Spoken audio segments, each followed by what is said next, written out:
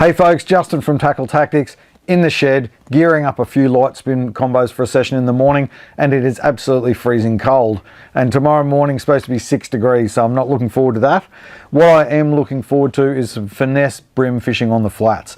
There's been some brim around, so we're going to be chasing some finesse style. So I'm going to be running 2.5 inch grubs and 2 inch grubs. These are both excellent brim plastics and great to represent a jelly prawn or small bait fish. There's lots of jelly prawns around at the moment, so I'm making sure I throw my 2 inch grubs in the kit as well as the 2.5 inch grubs. And it's all about finesse. So we'll be leaving the HeadlockZ HD at home and I'll be fishing the HeadlockZ Finesse jigheads. So the difference is our HeadlockZ HD is a heavy wire mustard hook, black nickel chemically sharpened hook, so brutally strong hook if you need to extract fish out of cover, tackle species like snapper that can crush jigheads, and fish heavy lines, heavy drags, that sort of thing. Our Finesse, on the other hand, is a fine wire hook, so thinner wire hook. It's a Gamakatsu black nickel chemically sharpened hook, and that's all about penetration, light lines, light drags, and still getting that hook to penetrate. So if our brim are a bit finicky, we can still at least pin them in the lip or somewhere and get that fish into the net.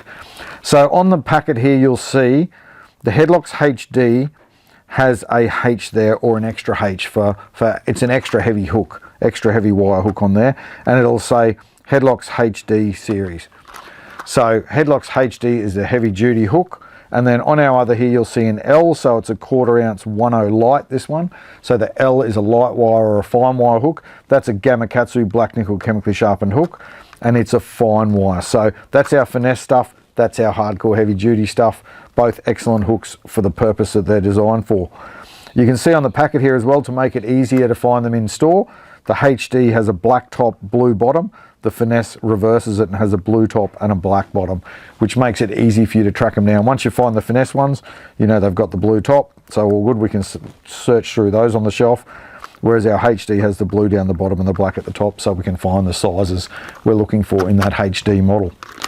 Anyway, enough chat. Let's get these rods rigged up, and I'll see you in the morning for an early start. Fish on.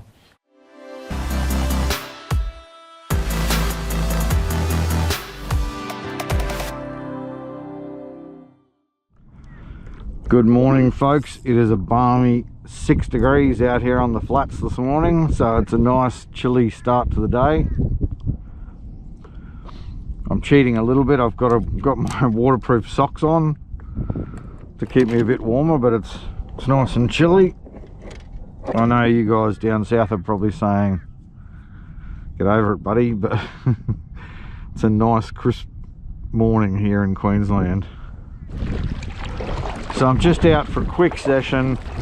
I've got the start of the run out tide, so the water's dropping out of these mangroves and out across the flats. Basically just trying to see if I can find a few brim. So I'm looking for bait, water movement, looking for wind lanes. You can see there's a wind lane wrapping around those mangroves, so that wind lane will carry food that the brim will come along and feed on.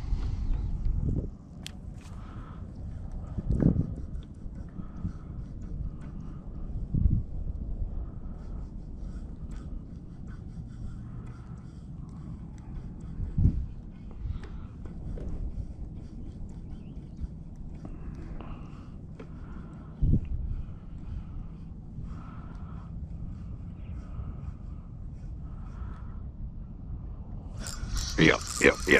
On the paws. Got him.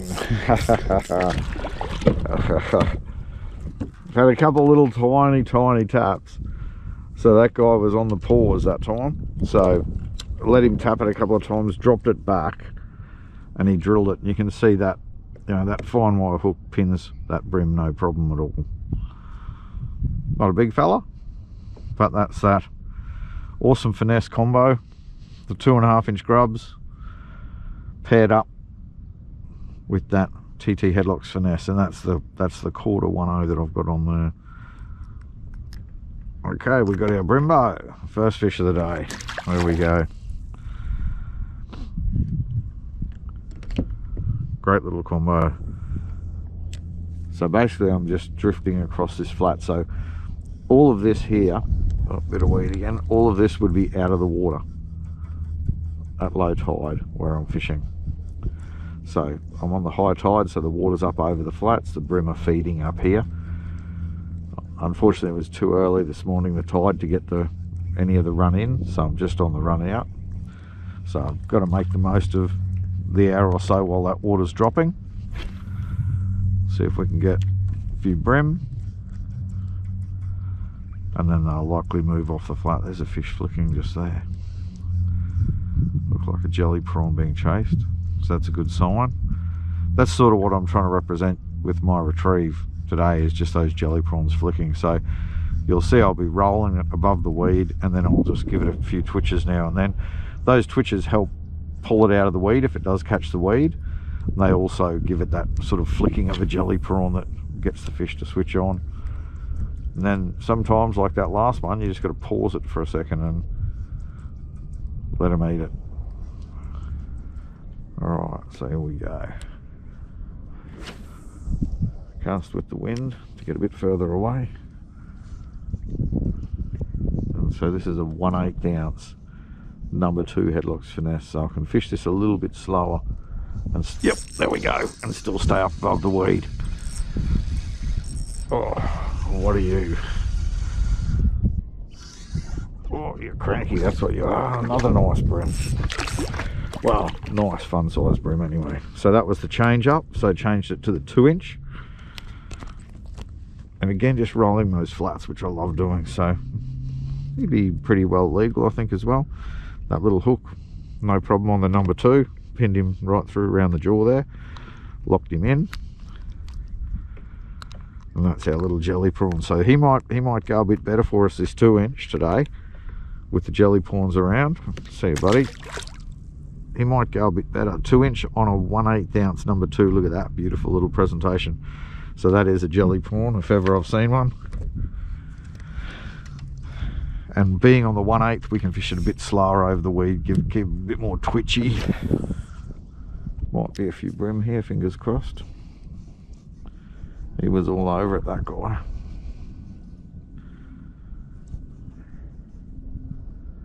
So you can see I'm still keeping that rod tip up a little just to twitch it up over the weed, but I'm fishing a bit slower because we've got the luxury of that lighter head, that slower fall. The other thing is that lighter head won't bury as aggressively in the weed, so that allows us to slow our retrieve as well.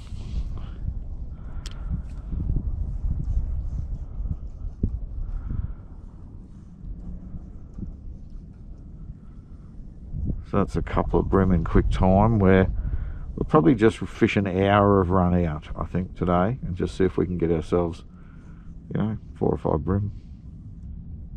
Pretty good quick morning's fish. Using that GrubZ, you know, the GrubZ, if you're dead set, if you want to start having a fish with plastics, really hard to go past a curl tail plastic. There's so much action in the tail. They work on the drop. There's even on the bottom, the water movement, because that natural buoyancy of the elastic material, the tail will sit up off the bottom and the natural water movement will fire fish up as well. So swims on the sink, even on a really light head, sits up off the bottom, attracting the fish, and as soon as you start it moving, that tail's working for you. On a slow roll, a hop, a twitch, any retrieve, it's hard to go wrong retrieve wise with a curl tail as well.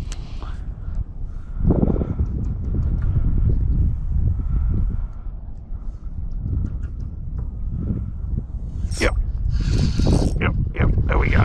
Yep, good fun, brilliant fun. That guy, ooh, he's got a bit more power. So you can see there, that's a solid, that might be a grunter or solid bream. Oh yeah, he's a good bream.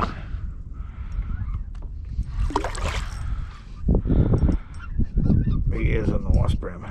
So you can see that finesse hook pinned him.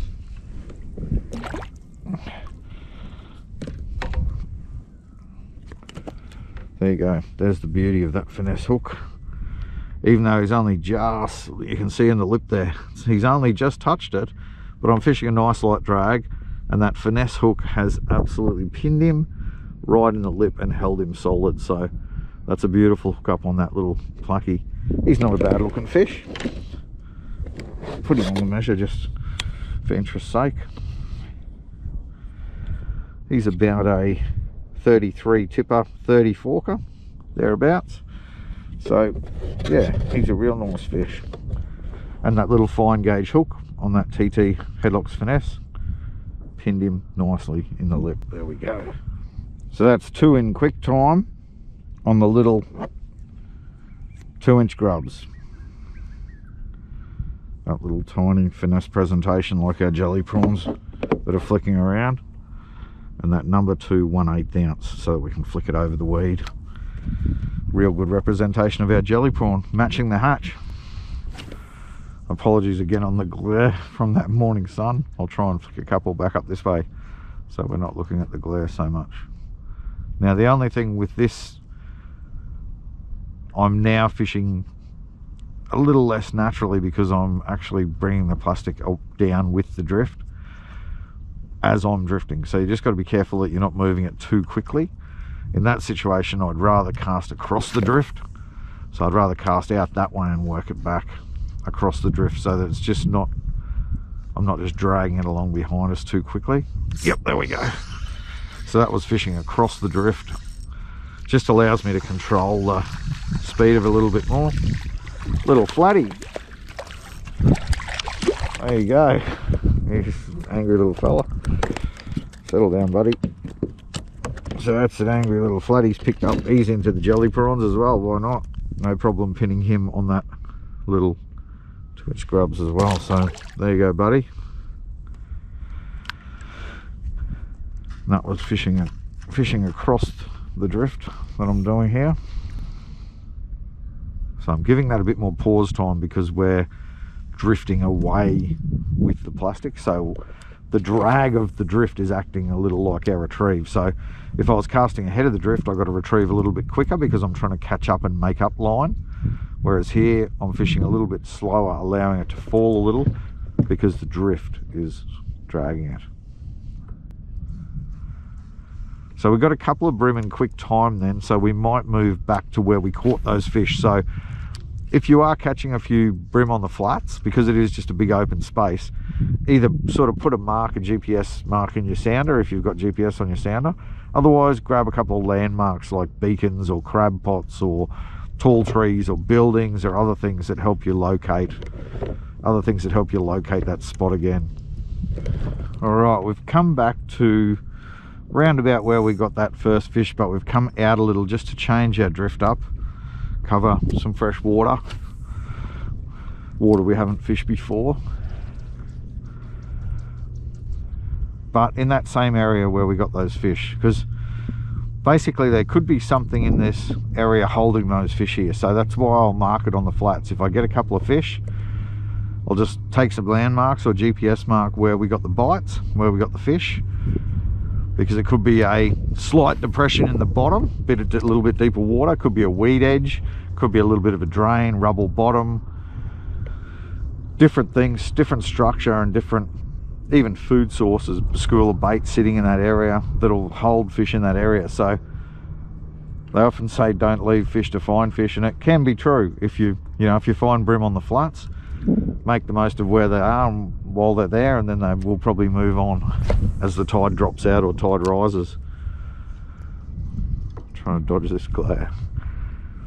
All right, forget the glare, let's go down after this fish.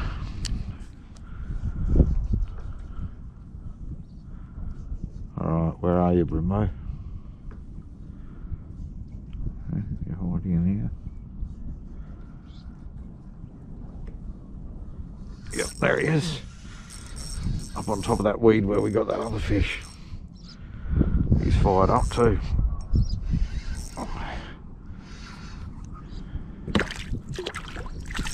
Oh, they're good bream.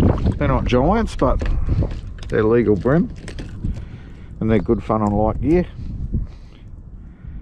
and they're loving that 2-inch grubs. See you, buddy. We've got a bit of wind pushing us along the flat, so I want to try and make the most of it. get another quick flick back in there before we drift up on top of those fish. There's a few of them up hunting on this weed. So this is just broken patchy weed that the fish are up hunting in. The jelly prawns love the weed and the bream love the jelly prawns. I always say to people, think about what your lure is doing out there, because you know, we're driving that lure. We're the ones controlling what it's doing. So if you want it to twitch a few times like a prawn and then stop, you do that. You give it a few twitches and you give it a stop.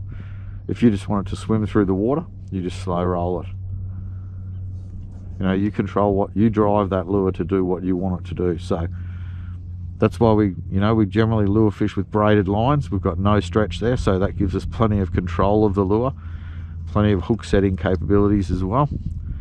And then we've got that leader for shock absorption, so we can just use that braid to get that lure doing what you want. If you want it to twitch a few times, yep, there we go, give it a few twitches. If you want it to stall, give it a stall. I'm fishing Aussie made braid, Australian made Platypus Pulse X8, 10-pound braid, nice fine braid, 8 carrier braid, so it's a beautiful smooth braid as well. These are nice bream too. Oh, you know, I could have put the net under that one, but that was another nice fish. He was going back anyway, so that's all good. And you can see there that he fell off at the end when I lifted him, because he was just hooked in the lip with that fine gauge number 2 hook. So if I was fishing a heavier hook, potentially I may not have pinned him in the lip. So that fine gauge hook, it's such a popular hook for bream tournament anglers, but also a great hook for social fishers as well, like us out on the flats. You know, if you think you're going to come across giants, snapper and all sorts of other things, or you're trying to fish structure with heavy drag, go for that heavier hook. But this fine gauge hook will just pin them in the lip if they're just having a little bit of a tap at it. And that's what we were just saying then, we were driving that plastic. So we gave it those couple of twitches and boom, he reacted to those couple of twitches like a jelly prawn flicking away over the weed. So we got the reaction that we wanted from imitating those jelly prawns. Doesn't take a huge amount of water on the flats to hold fish. Depending on how much boat traffic's around, how busy it is, how pressured it is, you know, I'll fish down to 1/2 metre of water. But generally, if you've got 0.8 through to 1.2 metres, 1.5 even, yeah, I think is really, really good water. And especially if the area you're fishing is out of the water on the low, I think the fish are like, you know, we need to get up there and eat when the water's there. So they're a bit more active, they're a bit more aggressive, because they're up on that flat to eat. So if you can find them on the flat, a lot of the time they'll be up there feeding.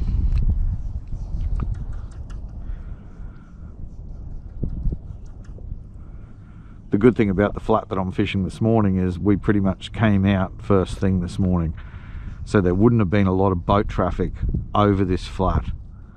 So the fish have moved up in the dark on the high, and now they're slowly working their way off the flat as the tide drops out. So we kind of got a fresh flat to fish because it wouldn't have had any pressure this morning.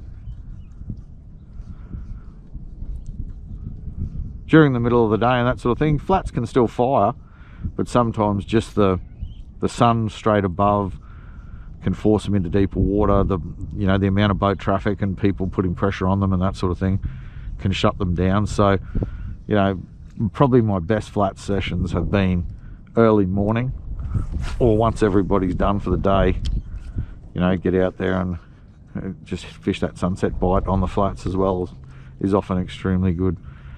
The other thing with flats fishing as well, over the top of the weed, is other species get up here to feed as well. So this morning it's predominantly bream, we've got that little flatty, but you might come across sweet lip, snapper, grunter, trevally, tailor, all sorts of fish will get up and feed on the bait as it moves across the flats.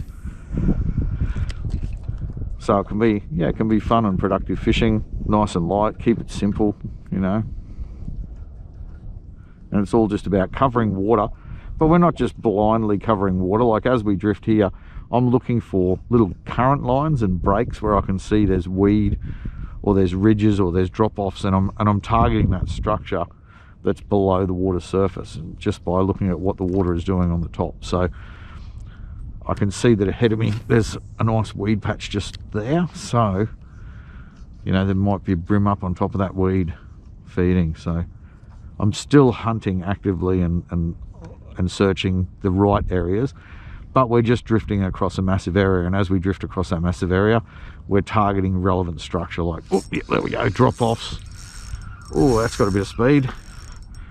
We're targeting drop-offs, we're targeting weed, you know, we're targeting that structure still. That's a good fish. What are you, buddy? Might be a grunt. You a grunter? Oh, it's a nice flat fish. Might call him Sherry's dinner, maybe, that guy. Oh, off. As soon as I talked about taking him home for dinner, he was gone. So that was on that little tiny number 2 hook. So it just might have just lipped him and then just done him at the yak, but that's okay. That's all part of fishing. So always important to keep our eyes and ears open while we're out on the flats, because you know we're imitating a bait fish or a jelly prawn, so it's so important to be aware of if there's any of those around us. So if I hear bait flicking, I'll bang a cast straight in there, and if I see bait flicking, I'll bang a cast straight in there, because often that's a sign there's a fish underneath it. You know, there's a fish chasing that bait. So by getting a cast in there, the fish is actively working that bait, so it'll be straight onto your lure. Feel like it's just a matter of a couple of casts away now, the prawns that I'm seeing are flicking.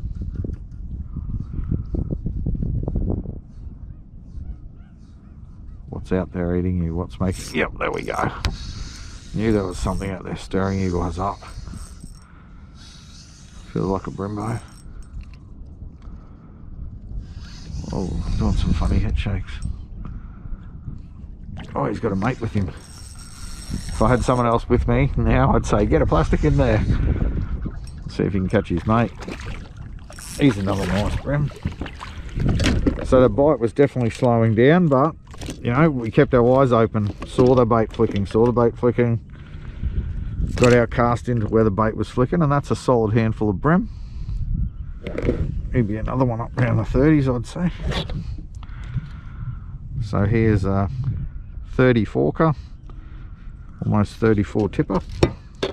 So that's another nice Bream, you know, on the flats, pinned in the roof of the mouth on that tiny little number 2.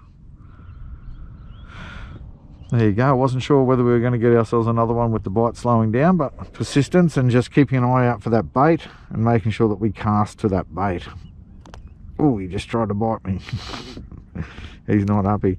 So there you go. There's our little jelly prawn, and there's our Brembo that sucked that jelly prawn in. No problem eating that little guy. Beautiful fish. Rod wise, I'm fishing a TT rods black Mamba 2 to 4. So for this sort of fishing, I'd fish 1 to 3 or 2 to 4, and then I've just got an Epixor 20, a little Okuma Epixor 20 on there. They're a great little reel, so I'll often fish an Epixor 20 or an ITX 1000. You only need a small reel for this type of fishing. Makes it nice and light and fun to fish with. Mate Baz and I remember out on the flats, good fun. On light gear, I had a nice little golden trevally. Another one followed it up. I said to Baz, quick, drop your lure in there. Baz dropped his lure in, boom, double hook up, great fun on the flats. That's why we were, oh yep, there we go. That's why we were targeting Bream and flatties and things on the flats, and yeah, got a couple of nice goldens.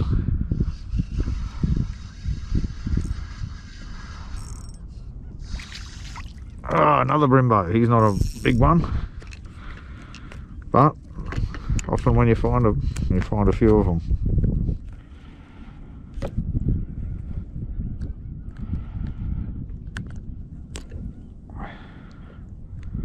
Pinned on that little hook.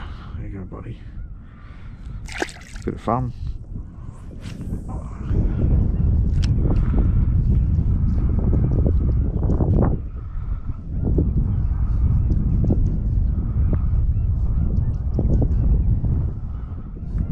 Yep.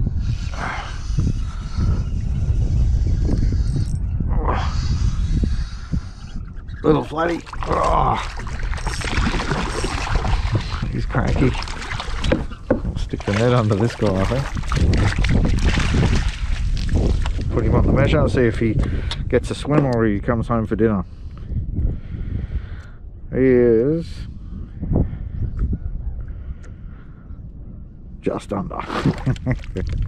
That's alright, see you buddy. We'll catch you another time. So that's pretty cool. Another flatty, he's just under that guy.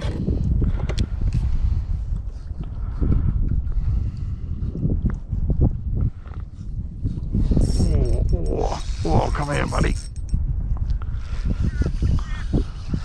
Slower retrieve that time. Oh, he's another nice brimbo. Another nice fish. Beautiful fish. How's that? Pinned on our number 2. Fine wire hook. That's another nice brim. Another good handful. Pinned nicely in the corner of the jaw. You can see that hook has come through. That hook's penetrated through around the jaw there, and it's locked around that jaw hinge. Makes it very difficult for the fish to dislodge that once it's hooked in that around that jaw hinge there. Again, not a giant fish, but still a nice brim.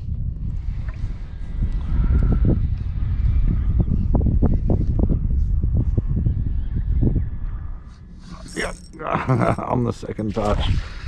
Got him on the second touch. Cranky. He came up and gave it one tap. And he came up and gave it another one. And that's a pretty nice brim to finish with, I reckon. He's not a bad fish.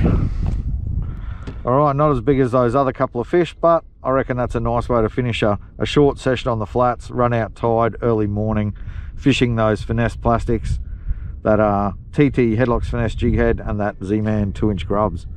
Fish on.